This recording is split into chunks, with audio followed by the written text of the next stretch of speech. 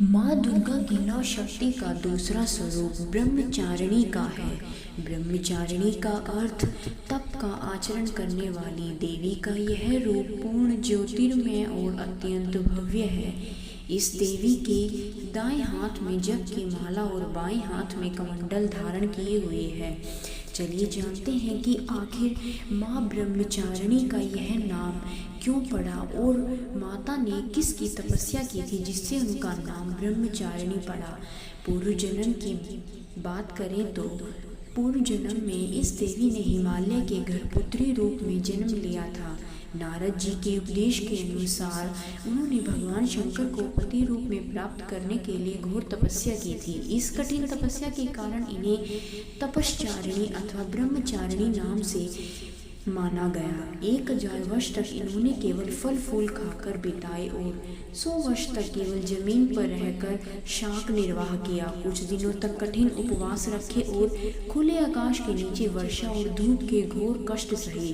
3000 वर्ष तक टूटे हुए बेलपत्र खाए और भगवान शंकर की आराधना करती रही।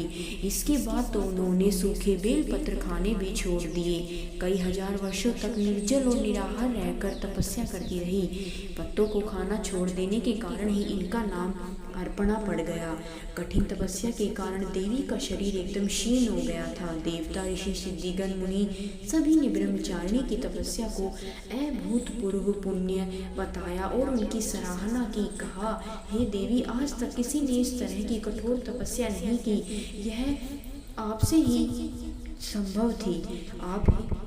आपकी मनोकामना परिपूर्ण होगी। भगवान शिवजी तुम्हें पति रूप में प्राप्त होंगे। अब तुम तपस्या को छोड़कर घर लौट जाओ।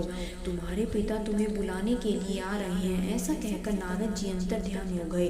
तभी से ही माँ ब्रह्मचारिणी के रूप में माँ पार्वती को माना जाता है। माता पार्वती का ही यह रूप ब्रह्मचारिणी के नाम से प्रसिद्ध हुआ है। दुर्गा पूजा के दूसरे दिन देवी के इसी स्वरूप की उपासना की जाती है।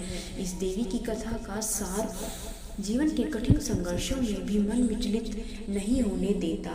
तो माँ दुर्गा की इस दूसरे नवरात्रि जो कि ब्रह्मचारिणी के नाम से प्रसिद्ध है, उसके लिए आप सभी कमेंट में माँ ब्रह्मचारिणी का जयकारा अवश्य लगाएं।